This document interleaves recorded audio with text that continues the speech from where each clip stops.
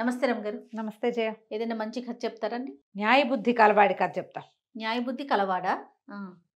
న్యాయబుద్ధి కలవాళ్ళు కనిపిస్తారు కదా జయ. కనిపిస్తున్నారా రమ్మ గారు ఈ రోజుల్లో? ఏమో నాకు కనపడతారు జయ. కనిపిస్తారా? ఉమ్, నిజమే రమ్మ గారు. నిజం. ఓహ్! సూపర్ అయితే. మీరు ఇంకా అసలు సూపర్. నేను సూపర్ అంటే నాకు మంచి కూడా సమాజంలో న్యాయబుద్ధే ఉంది. మంచి సమాజంలో ఉన్నారు మీరు. నేను కూడా న్యాయబుద్ధిగానే కలిగి ఉంటాను జయ. సాధారణంగా ఎందుకు ఇప్పుడు మనం ఉన్నా కూడా మనకు అలాంటి వాళ్ళు కనపడరు ఉమ్. కదా, కానీ నాకు కనిపిస్తూనే ఉన్నారు. లేకుండా ఏం లేదు, మరీ దేశం గొడ్డుపోలేదమ్మా అంత. అంత గొడ్డుపోలే, అంత దుర్మార్గులుగా ఏం లేరు, మంచివాళ్ళు బోళ్ళంత మంది ఉన్నారు. న్యాయంగా పోదాం కనీసం మన వరకు అయినా సరే. ఖచ్చితంగా ఉన్నారు రమ్మ గారు. ఉండబట్టే ఇంకా రేపు ఉంది, అనేది వస్తుంది మనకి. ఇంకా ఉంది లోకం. అంతే కదా. ఇది తూర్పు చైనా కథ జయ. చైనీస్ స్టోరీస్ కొంచెం డిఫరెంట్గా ఉంటాయి. చైనా కథలు ఎందుకని అడగండమ్మా, హాయిగా వినేయండి. తూర్పు చైనాలో ఒక వ్యాపారస్తుడు ఉండేవాడట. ఆయనకి నూలు వ్యాపారం, అంటే మనం ఏమంటారు నూలు అంటే ఏమనాలి దాన్ని, నేత పనికి, నేత పని. క్లాత్కి గుడ్డ కావాల్సినటువంటి ఆ నూలుని అమ్మేవాడు అతను. మంచి వ్యాపారం, పెద్ద కొట్టు ఉండేది, దుకాణం బ్రహ్మాండంగా ఉండేది. వెనకాల ఇల్లు, ముందు దుకాణము ఉండేది, పైన ఇల్లు కింద దుకాణము అట్లా ఉండేది. చాలా కాలం ఆయనకి పెళ్ళవల. ₹1,00,000 ఉండి ఏం ప్రయోజనం, పిల్ల పీచా అనేవాడు. ముందు ఏదో పెళ్ళైతే భార్య చనిపోయిందని పిల్లలు కలగల. అయితే ఆ చుట్టాలు ఈ చుట్టాలు పెళ్ళిళ్ళ పేరక్కలు బోళ్ళంతమంది కనిపిస్తారు. చైనా కథల్లో పెళ్ళిళ్ళ పేరక్కలు ఎక్కువగా ఉంటారు. అవును అవును. చైనా సినిమాల్లో కూడా, చైనీస్ మూవీస్లో ఆడవాళ్ళు పెళ్లి సంబంధాలు చెప్పేవాళ్ళు కనపడుతూ ఉంటారనమాట.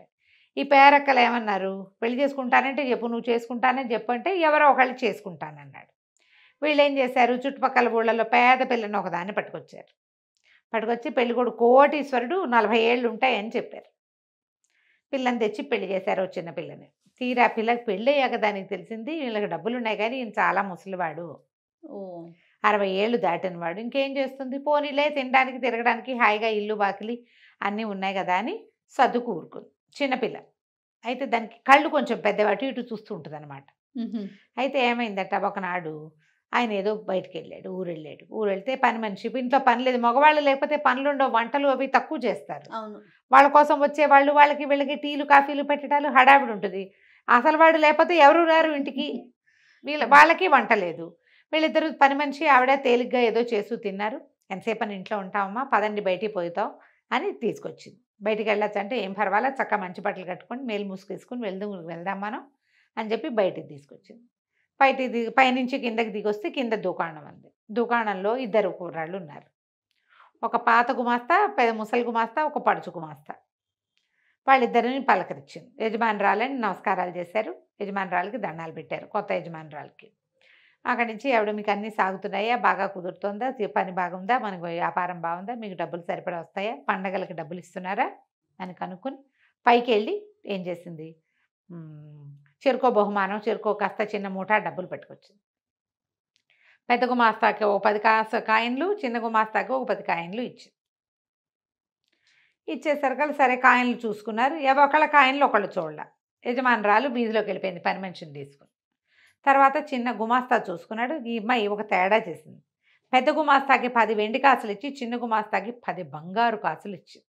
ఓ వీళ్ళకి తెలియలే. పెద్దవాడు రెండో వాడికి కూడా 10 వెండి కాసులు అనుకున్నాడు, చిన్నవాడు పెద్దవాడికి కూడా బంగారు కాసులేనని భావించుకున్నారు. ఇద్దరు ఈక్వల్ అనుకున్నారు. అక్కడ కొట్టుకి కాపలా ఉండాలి, వంతుల వారీగా ఉంటారు. ఒక రాత్రి అతను, ఒక రాత్రి ఇతను చొప్పున. ఆ రాత్రి చిన్న గుమస్తాది వంతు, చాంగ్ వాడి పేరు.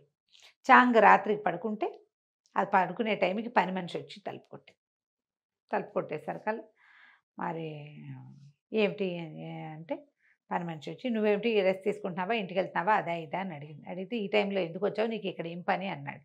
చిన్న యజమానురాలు, కొత్త యజమానురాలు నీకు ఇది ఇవ్వమంది అని చెప్పేసి ఒక మూట భుజం మీద నుంచి దించి చేతిలో పెట్టింది.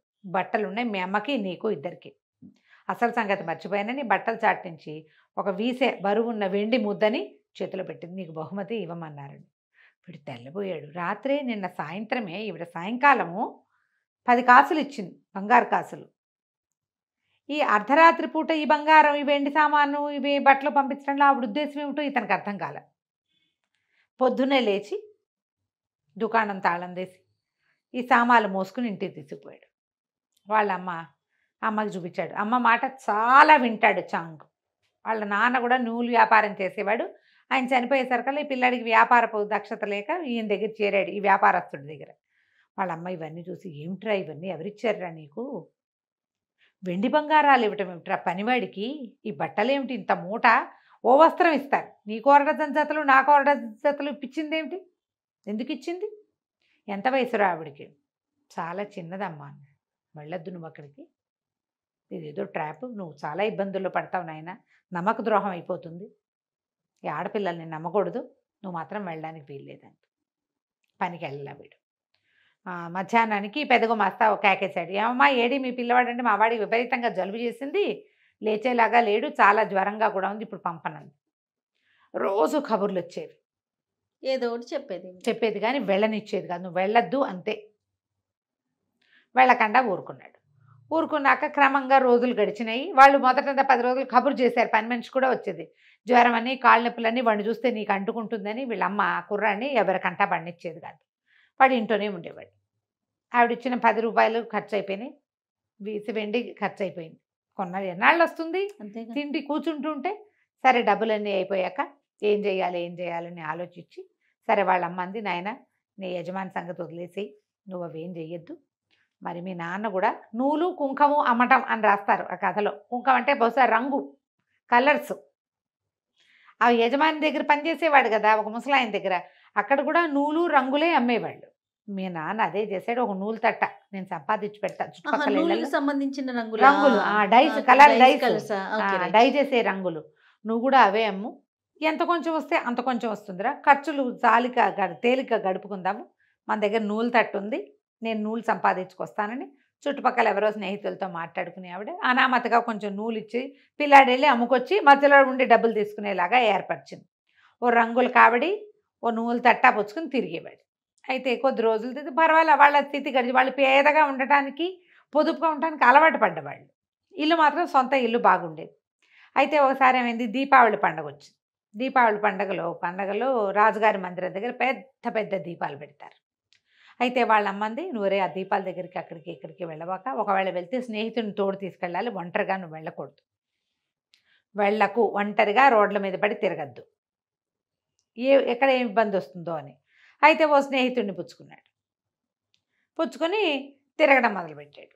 తిరుగుతుంటే రాజుగారి దగ్గర విచిత్రమైన దీపాలు పెడతారు, షాండ్లేర్లు వెలిగిస్తారు, అవన్నీ చూస్తూ ఉంటే కుర్రాడికి ఏమనిపించింది, పూర్వపు యజమాని ఉన్నాడు కదా, ఆయన కూడా ఈ దీపావళి పండగకి ఎన్ని మతాబులో కల్పించేవాడు, అది కూడా చూద్దామని మనసు పుట్టింది. ముందరేడు తను అక్కడ చూశాడు.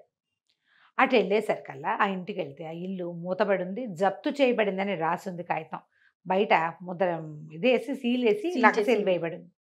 ఆశ్చర్యపోయాడు, అయ్యోయ్యో ఇదేమిటి ఇట్లా జరిగింది, ఇలా ఎందుకు జరిగిందో వాడికి అర్థం కాలేదు. తిరిగి వచ్చేసాడు. మర్నాడు వీడు ఈ కుర్రాడితో కలిసి తిరుగుతున్నాడు కదా, ఇద్దరు స్నేహితుడితో కలిసి, వాడు కనపడలా మామూలుగా కలుసుకునే చోట. ఈ లోపల ఎవరో వచ్చి నిన్ను పిలుస్తున్నారు, దీని దగ్గర అక్కడ ఏముంది, ఒక పూటకోళ్ళ ఇల్లు ఉంది, పూటకోళ్ళ ఇంట్లో నుంచి ఎవరో నిన్ను పిలుస్తున్నారని ఒక కుర్రాడు వచ్చి చెప్పాడు. వీడేమనుకున్నాడు, చాంగు తన స్నేహితుడు పూటకెళ్ళి ఇంట్లో ఏమన్నా తినడానికి కూర్చున్నాడేమో, లేకపోతే నన్ను ఎవరు పిలుస్తారు, విందు కోసం నన్ను కూడా పిలుస్తున్నాడు, కలిసి భోజనం చేద్దామని పిలుస్తున్నాడని ఆ పూటకోళ్ళ ఇంట్లోకి పోయాడు. ఇంట్లోకి పోతే అక్కడ వీడికి తన పాత యజమానురాలు కనపడింది. వీడు ఆశ్చర్యపోయాడు, మీరేమిటండి ఇక్కడ అన్నాడు. అనేసరికల్లా ఏం చేయను, మా ఆయన మంత్రి గారిది ఏదో మంత్రి గారి మాట చెప్పలే, మా ఆయన పూట వెండి నాణాలు తయారు చేస్తున్నట్ట, అంటే దొంగ నాణ్యాలు కొట్టిస్తున్నాడు, ముద్రణ చేయిస్తున్నట్ట, రాజభట్టలు పట్టుకుపోయారు, ఆస్తంతా జప్తు చేశారు, నా ఇంట్లో ఉండడానికి వీలవక ఏదో పూటకోళ్ళు ఇంట్లో ఉంటున్నాను, మీ ఇంట్లో కొద్ది రోజులు ఆశ్రయం ఇవ్వవా నాకు అని అడిగింది. తెల్లబోయాడు, అమ్మ బాబోయ్ ఈవిని తీసుకెళ్తే అమ్మ ఏమంటుందో, ఈవిడ బంగారం వెండి ఇచ్చిందని వాళ్ళ ఇంటికి వెళ్ళి ఇవ్వకుండా చేసేసింది అమ్మ. కాదండి, మా ఇల్లు అంత గొప్ప ఇల్లు కాదండి, రెండోది మా అమ్మ ఒప్పుకోవాలి, మా అమ్మ ఏమంటుందో తెలీదు, మీలాంటి వాళ్ళు ఉండదగిన ఇల్లు కాదు, తర్వాత నేనేదో చిన్న బతుకు ఈడ్చేవాడిని అంటే అన్నాడు. నువ్వేం భయపడిపోక అని ఒక ముత్యాల హారం చూపించింది. చూడు ఎంత పెద్ద ముత్యాల హారమో, నేను తెచ్చేసుకున్నాను మా ఆయన ఇంటి నుంచి, ఒక్కో ముత్యం అమ్ముతూ కాలక్షేపం చేయొచ్చు, ముత్యం చాలా ఖరీదు, ముత్యం అమ్మితే బోల్ డబ్బులు వస్తాయి, నువ్వు వ్యాపారం చేసుకోవచ్చు, నాకు గడవడానికి ఏమి ఇబ్బంది ఉండదు, నీకు నాకు కూడా గడుస్తుంది, మీ ఇంట్లో నేను ఉచితంగా ఉండను, తెలిసిన వాళ్ళు ఒక్కళ్ళు కూడా లేకుండా నేను ఇక్కడ పడున్నాను, మా పుట్టింట్లో అదేదో ఊరు, అక్కడికి నేను వెళ్ళలేను, ఇప్పుడు మా వాళ్ళు రానివ్వరు, పెళ్ళిళ్ళు అయిపోయిన పిల్లల్ని రానివ్వరు, పైగా మా ఆయన జైల్లో ఉండగా నేను ఎట్టా వెళ్తాను, పరువు తక్కువగాను, బాబు ఒప్పుకోవా ఉండండి మా అమ్మని అడుగుతానంటే పదా నేను కూడా నీ వెనకాల వస్తానని ఈ చాంగుతో కలిసి యజమానురాలు చాంగు వాళ్ళ ఇంటికి వెళ్ళింది. ఆవిడ వాకిట్లో నుంచోబెట్టాడు. మా అమ్మని అడిగొస్తానండి అని లోపలికి వెళ్ళాడు. అమ్మ మా యజమాని అరెస్ట్ అయ్యాడే, పాపం ఇల్లు జప్తు చేశారు అంటే, అయ్యో నాయన ఆయనకి ఎంత కష్టం వచ్చిందిరా, 4 ఏళ్ళు నేను ఉద్యోగంలో పెట్టుకుని చక్కగా చూసుకున్నాడు, పండక్కి పబ్బానికి పిండి వంటలు అన్నీ చేయించి ఇచ్చేవాడు, బంగారు తండ్రి అంటే వాళ్ళ ఆవిడకి ఎంతో కష్టం వచ్చిందమ్మా, ఫలానా చోట కనపడింది, ఆవిడ మా ఇంట్లో ఉంటానని అడుగుతోందమ్మా అనేసరికి, అయ్యో పాపం చిన్న వయసు అమ్మాయికి ఎంత కష్టం వచ్చిందిరా, ఎక్కడుంది అంటే వాకిట్లో నుంచుందమ్మా, లోపల తీసుకురా అని. కష్టం వచ్చిందని జాలిపడ్డారు. లోపల పిలిస్తే ఆవిడేమో దండం పెట్టింది వచ్చి, అమ్మ మీ వంటి వాళ్ళు ఉండదగిన ఇల్లు కాదు, కాస్త మీ బంధువర్గం ఎవరైనా దొరికేదాకా మా ఇంట్లో ఉండండి, ఏదో కాలో గంజో మాతో పాటు తాగుదురుగానమ్మా ఉండండి అని ఉంచుకున్నారు. ఈవిడేం చేసింది, ఆ గొలుసు తెగ్గొట్టి 2 ముత్యాలు కుర్రాడి చేతిలో పెట్టింది. హాయిగా వాళ్ళతో పాటు ఉండేది. ముసలావిడ చక్కగా వంట చేస్తుంది. అప్పుడప్పుడు ఈ కుర్రాడితో స్నేహం చేయడానికి ప్రయత్నం చేసేది యజమానురాలు. కుర్రాడు లొంగేవాడు కాదు. వాళ్ళమ్మ ముందే చెప్పింది బడికి, నువ్వు సహాయం వరకే, అంతే, ఇంకో రకంగా ఈ అమ్మాయిని ఎంటర్టైన్ చేయకూడదు, వాళ్ళ చుట్టాలు పక్కాలు ఎవరైనా అడ్రస్లు దొరికేదాకా ఈవిడ మన ఇంట్లో ఉంటుంది, అంతే, వాళ్ళ కోసం ప్రయత్నం చేయి ఈ లోపల నువ్వు అని చెప్పింది. కానీ ఈ ముత్యాలు అమ్మిన డబ్బులతోటి ఇతను కింద వాళ్ళ వాకిట్లోనే కొట్టు ఒకటి పెట్టుకున్నాడు. ఇతనికి కొట్టు పెట్టేసరికల్లా యజమాని తాలూకు పూర్వపరిచయాలు వాళ్ళు ఉంటారు కదా, వాళ్ళందరూ వీడి దగ్గరికి రావడం మొదలుపెట్టారు. బిజినెస్ బ్రహ్మాండంగా డెవలప్ అయింది. ఒక్కోటి మరి ముత్యాలు అమ్ముకుంటున్నాడు, అమ్మాడు, కొన్ని ముత్యాలు ఇచ్చింది, 1-2 చొప్పున షాప్ బాగా డెవలప్ అయింది. వీడి బిజినెస్ అనుకుంది. ఈ యజమానురాల నుంచి భలే తప్పించుకోవాల్సి వచ్చేది అబ్బాయి. ఆవిడకి అసలు ఒంటరిగా దొరికేవాడే కాదు, కొట్లోకి ఆవిడని రానిచ్చేవాడు కాదు. ఓ పని మనిషిని పెట్టి ఆవిడకి సహాయంగా ఆవిడ ఎక్కడికైనా వెళ్ళాలంటే అదే తీసుకెళ్ళాలి కానీ వీడు తీసుకెళ్ళకూడదు. అయితే ఒకనాడు ఏమైంది, ఇతను రాజప్రాసాదంలో ఏదో నూలు కావాలంటే పెద్ద పెద్ద తట్టలతో తీసుకెళ్ళి అక్కడ ఇప్పించి వస్తూ ఉంటే ముసలాయన కనపడ్డాడు. ఆ కనపడింది ఎవరు, ఇటు పాత యజమాని. తెల్లబోయాడు. ఆయన బట్టలన్నీ చిరిగిపోయి పాత గుడ్డలు, మనిషి అసలే ముసలాడు ఇంకా ముసిలిగా అయిపోయి పిచ్చి గుడ్డలు వేసుకుని తిరుగుతూ ఉంటే, బాబు మీకు ఎంత కష్టం వచ్చిందంటే, ఇదేమిటండి ఇట్లా అయిపోయారంటే, ఆయన అన్నాడు బాంచేత్ అని తిట్టాడు భార్యని. దొంగ మొహం, దాన్ని పెళ్లి చేసుకోవటం వల్లే నాకు ఈ కష్టం వచ్చింది, అనవసరంగా ఇంత వయసు వచ్చాక పెళ్లి చేసుకున్నాను, పాపిష్టిది అన్నాడు. అనగానే వీడు నిర్ఘాంతపోయాడు. ఏం జరిగింది అన్నాడు. ఏం జరగటం ఏంటి, మంత్రి గారింట్లో విందుకెళ్తే వాళ్ళ ఇంట్లో నుంచి ముత్యాహారం కొట్టేసింది, ఆ ముత్యాలహారం నేనే తీసుకుపోయానని వాళ్ళు ఇల్లంతా సోదా చేసి నన్ను జైల్లో పెట్టి ఆస్తంతా జప్తు చేశారు, తీరా అదేమో నా ఇంట్లో ఊరేసుకుని చచ్చిపోయింది, ఓహో అదేమైందో నాకు తెలియదు, ఊరేసుకుని చచ్చిపోయింది, దీని చావుకి వాళ్ళ ముత్యాలహారానికి లింక్ పెట్టి నన్నేమో అరెస్ట్ చేశారు, ఇప్పుడు వదిలిపెట్టారు, నా బతికి ఇటు అయిపోయింది, అంత ఆస్తున్నాడు, నేను ఆ ఇల్లుని స్వాధీనం చేసుకోలేను అమ్మాయి చచ్చిపోవటం వల్ల. నిర్ఘాంతపెట్టి చచ్చిపోవటం ఏమిటి, మన ఇంట్లో ఉంది కదా అనలా పైకి, లోపల అనుకున్నాడు. సరే రండి బాబు మా ఇంటికి వెళ్దాను రండి అని ఆయన వెంబడి పెట్టు తీసుకెళ్ళాడు. ఆయన కాళ్ళు గడిగించి పని మనిషిని కాక వస్తే యజమానురాలను తీసుకురావే అన్నాడు. ఇందాక దాకా ఇక్కడే ఉందండి, గంట క్రితం కనపడింది, ఇప్పుడు కనిపించట్లేదు అంటుంది అది.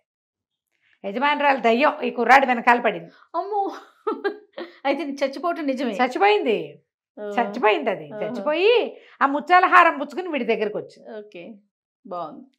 అక్కడి నుంచి వీడు తెల్లబోయాడు. అమ్మ ఏమిటి అని వాళ్ళ అమ్మని చూస్తే, వాళ్ళ అమ్మ ఉండు ఆయన ఎవరినో పిలుస్తానని ఎవరినో పిలిచి ధూపం వేస్తే ఇక్కడ ఒక ఆత్మ తిరిగి వెళ్ళిందని చెప్పాడు వాడు. ఇతను ఏమనుకున్నాడు, ఇక యజమాని తన ఇంట్లోనే అట్టు పెట్టుకుని తను అమ్మేసిన ముత్యాలు ఉన్నాయి కదా, ఆల్రెడీ ముత్యాలు అమ్మాడు, వీడు సంపాదించుకుంటున్నాడు కదా, ఆ ముత్యాలని మళ్ళీ కొని ఈ ముత్యాల హారం తనకు దొరికిందని పుచ్చుకోమని ఆయన చేతిలో పెట్టాడు. ఈ ముత్యాల హారం మంత్రి గారింట్లో అపచెప్పంగానే వ్యాపారస్తుడు తాలూకు ఇంటికి ఉన్న సీల్ తీసేశారు. ఓకే, ఆయన దారిన ఆయన, చాంగు నువ్వు పెళ్లి చేసుకోరా, నీ పిల్లల్ని చూస్తూ నేను కాలక్షేపం చేస్తాను, నువ్వు నేను కలిసి వ్యాపారం చేసుకుందామని ఆ కొట్టు ఈ కొట్టు 2 కలిపి పెద్ద కొట్టు ఏర్పాటు చేసి, తర్వాత కాలంలో న్యాయబుద్ధి కలిగిన ఈ చాంగుకి ఆ యజమాని ఆస్తంతా దక్కలపడింది. తర్వాత కాలం బాగుంది. వీడు అమ్మాయికి లొంగిన, ఆ ముత్యాలకు ఆశపడిన ఉండేది కాదు, వీడికి జరిగేదే కాదు, అమ్మాయికి అదేవతో ఆత్మకి దొరికేసేవాడు, అంతే. అదేం చేసేదో వేణి. బాగుందండి. అత్యాస పడకుండా ఉంటే జీవితం బాగుంటుంది. అది నీతి. నమస్కారం. నమస్తే.